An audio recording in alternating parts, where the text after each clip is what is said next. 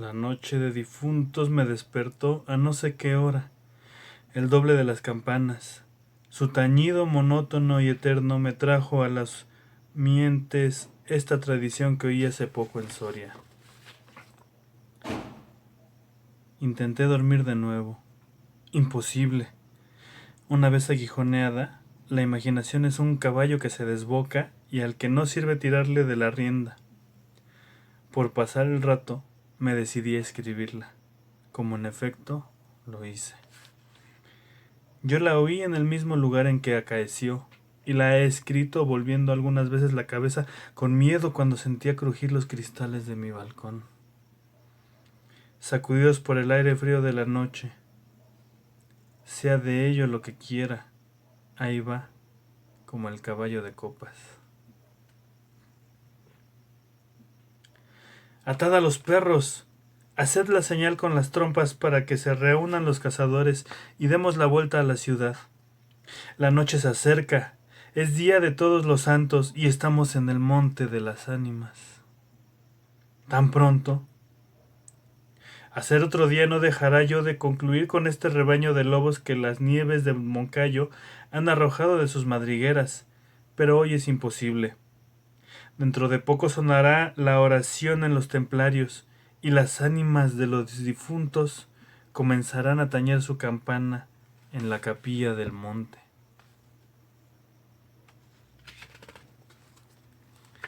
¿En esa capilla ruinosa? ¡Bah! ¿Quieres asustarnos? No, hermosa prima. Tú ignoras cuánto sucede en este país, porque aún no hace un año que has venido a él desde muy lejos. Refrena tu yegua. Yo también pondré la mía al paso, y mientras dure el camino, te contaré la historia. Los pajes se reunieron en el alegre y bulliciosos grupos. Los condes de Borges y de Alcudiel montaron en sus magníficos corceles, y todos juntos siguieron a sus hijos, Beatriz y Alonso, que precedían la comitiva a bastante distancia. Mientras duraba el camino, Alonso narró en estos testimonios la prometida historia. Ese monte que hoy llaman de las ánimas pertenecía a los templarios, cuyo convento ves allí, a la margen del río. Los templarios eran guerreros y religiosos a la vez. Conquistada Soria, a los árabes, el rey los hizo venir de lejanas tierras para defender la ciudad por parte del puente, haciendo con ello notable agravio a los nobles de Castilla, que así hubieran sabido solos defenderla como solos la conquistaron. Entre los caballeros de la nueva y poderosa orden y los hidalgos de la ciudad fermentó por algunos años y estalló al fin un odio profundo.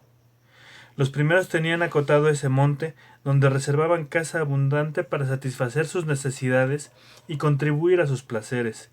Los segundos determinaron organizar una gran batida en el coto, a pesar de las severas prohibiciones de los clérigos con espuelas, como llamaban a sus enemigos. Cundió la voz del reto, y nada fue parte de detener a los unos en su manía de cazar y a los otros en su empeño de estorbarlo. La proyectada expedición se llevó a cabo. No se acordaron de ellas las fieras. Antes las tendrían presente tantas madres como arrastraron sendos lutos por sus hijos. Aquello no fue una cacería, fue una batalla espantosa.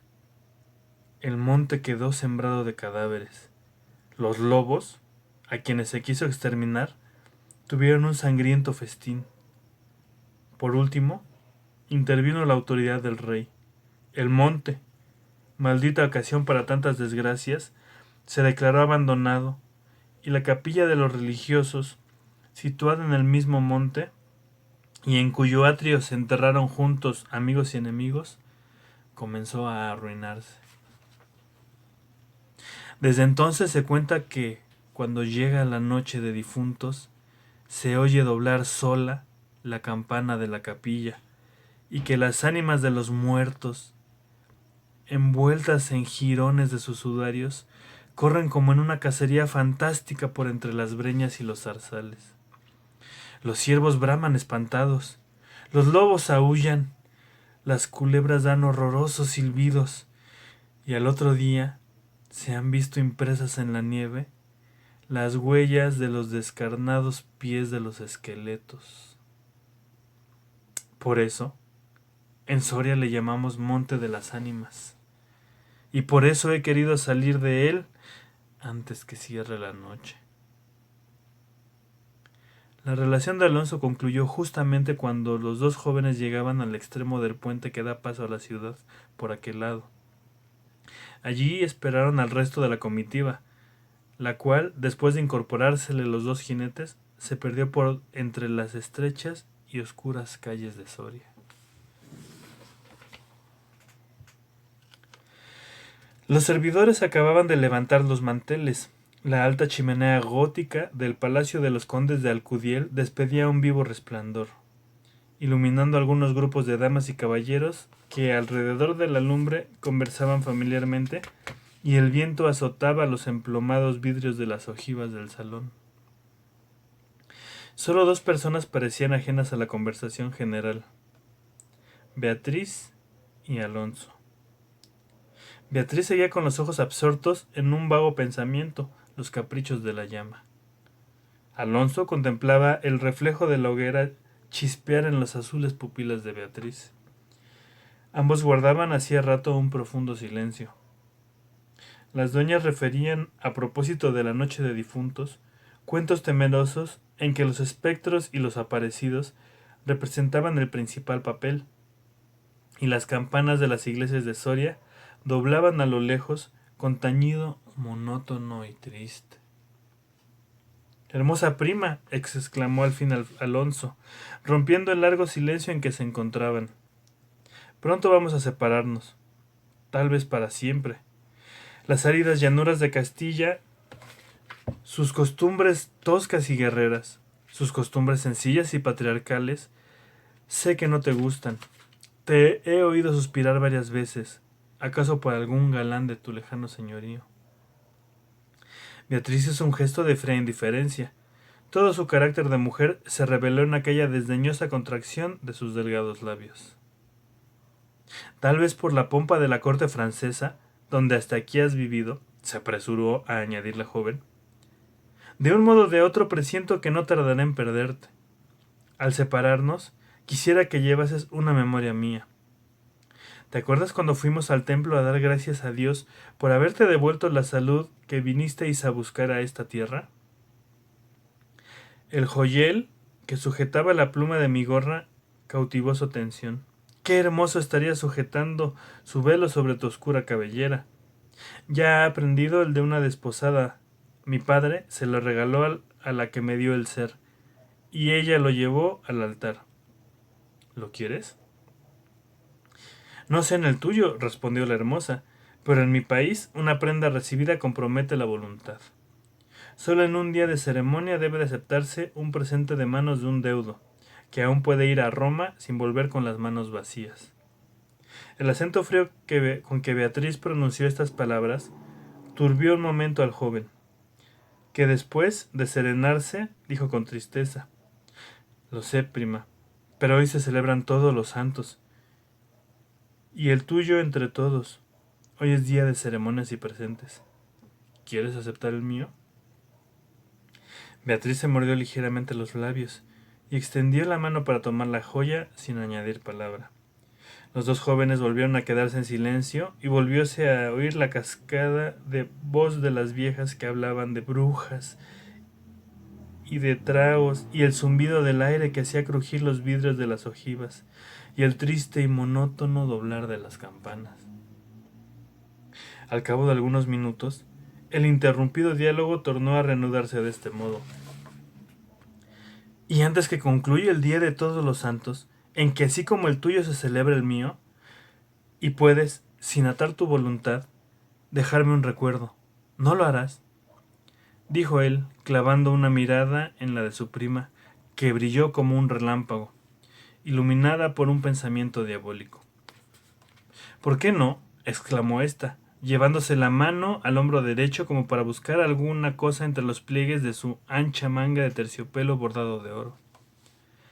Después, con una infantil expresión de sentimiento, añadió: ¿te acuerdas de la banda azul que llevé hoy a la cacería y que por no sé qué emblema de su color me dijiste era la divisa de tu alma?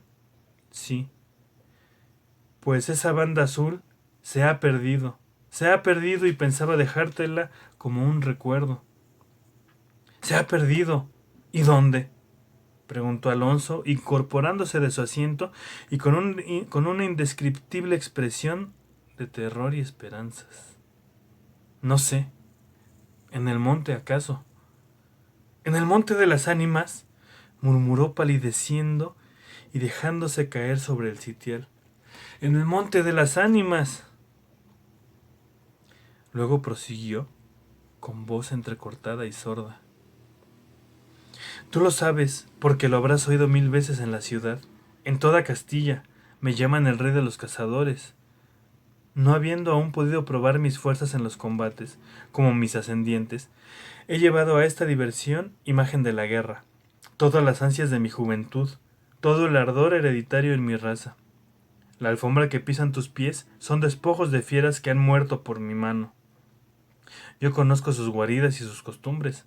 Yo he combatido con ella de día y de noche, a pie y a caballo, solo y en batida, y nadie dirá que me ha visto rehuir el peligro en ninguna ocasión. Otra noche volaría por esa banda, y volaría gustoso como a una fiesta. Esta noche, ¿a qué ocultarlo? Tengo miedo. ¿Oyes? Las campanas doblan. La oración ha sonado de San Juan del Duero. Las ánimas del monte comenzarán ahora a levantar sus amarillentos cráneos de entre las malezas que cubren sus fosas. Las ánimas, cuya sola vista puede helar de horror la sangre del más valiente, tornar sus cabellos blancos o arrebatarle con el torbellino de su fantástica carrera, como una hoja que arrastra el viento sin que se sepa dónde.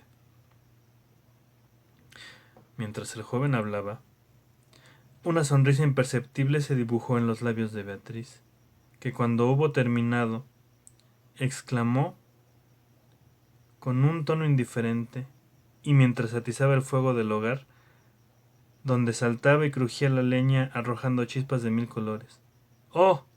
Eso de ningún modo. ¡Qué locura! Ir ahora al monte por semejante friolera, una noche tan oscura, noche de difuntos, y cuajado el camino de lobos. Al decir esta última frase, la recalcó de un modo tan especial que Alonso no pudo menos de comprender toda su amarga ironía. Movido como un resorte, se puso de pie, se pasó la mano por la frente, como para arrancarse el miedo que estaba en su cabeza y no en su corazón, y con voz firme exclamó, dirigiéndose a la hermosa que estaba aún inclinada sobre el hogar, entreteniéndose con el revolver del fuego: Adiós, Beatriz, adiós, hasta pronto. Alonso, Alonso, dijo ésta, volviéndose con rapidez, pero cuando quiso o aparentó querer detenerlo, el joven había desaparecido. A los pocos minutos oyó el rumor de un caballo que se alejaba al galope. La hermosa, con una radiante expresión de orgullo satisfecho que coloreó sus mejillas, prestó atento oído a aquel rumor que se debilitaba, que se perdía, que se desvanecía por último. Las viejas, en tanto, continuaban en sus cuentos de ánimas aparecidas. El aire zumbaba en los vidrios del balcón y las campanas de la ciudad doblaban a lo lejos. Había pasado 1 hora, 2, 3. La medianoche estaba a punto de sonar y Beatriz se retiró a su oratorio. Alonso no volvía cuando en menos de 1 hora pudiera haberlo hecho. Habrá tenido miedo, pensó la joven. cerrando su libro de oraciones y encaminándose a su lecho después de haber intentado inútilmente murmurar algunos rezos que la iglesia consagra en el Día de los Difuntos, a los que ya no existen. Después de haber apagado la lámpara y cruzado las dobles cortinas de seda, se durmió. Se durmió con un sueño inquieto, ligero, nervioso. Las 12 sonaron en el reloj del postigo. Beatriz oyó entre sueños las vibraciones de la campana, lentas, sordas, tristísimas, y entreabrió los ojos. Creía haber oído, a par de ellas, pronunciar su nombre, pero lejos, muy lejos, y por una voz apagada y doliente. El viento gemía en los vidrios de la ventana. «Será el viento», dijo, y poniéndose la mano sobre el corazón, procuró tranquilizarse. Pero su corazón latía, cada vez con más violencia. Las puertas de alerce del oratorio habían crujido sobre sus goznes, con un chirrido agudo, prolongado y estridente. Primero unas y luego las otras más cercanas. Todas las puertas que daban paso a su habitación iban sonando por su orden, estas con un ruido sordo y suave, aquellas con un lamento largo y crispador. Después, silencio.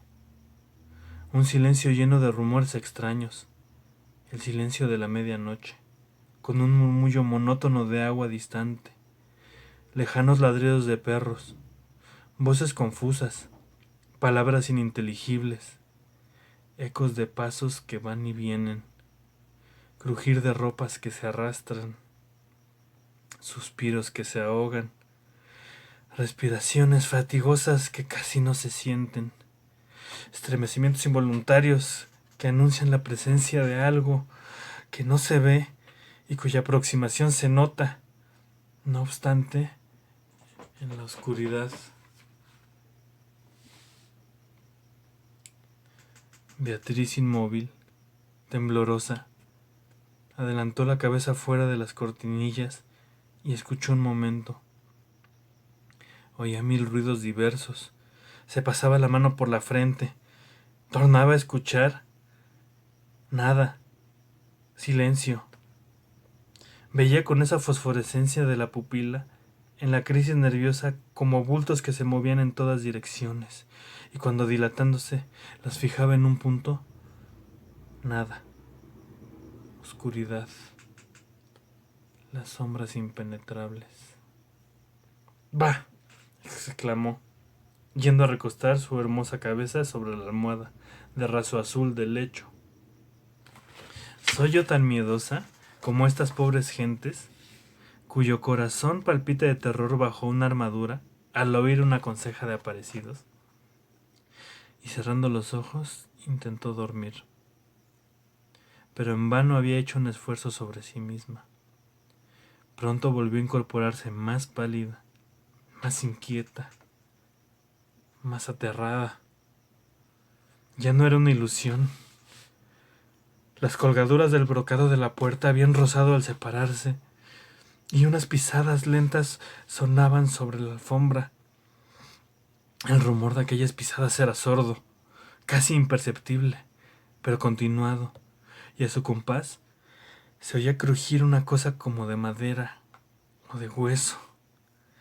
Y se acercaban y se acercaban, y se movió el reclinatorio que estaba junto a su lecho. Beatriz lanzó un grito agudo y, arrebujándose en la ropa que la cubría, escondió la cabeza y contuvo el aliento. El aire azotaba los vidrios del balcón. El agua de la fuente lejana caía y caía con un rumor eterno y monótono. Los ladridos de los perros se dilataban en las ráfagas de aire.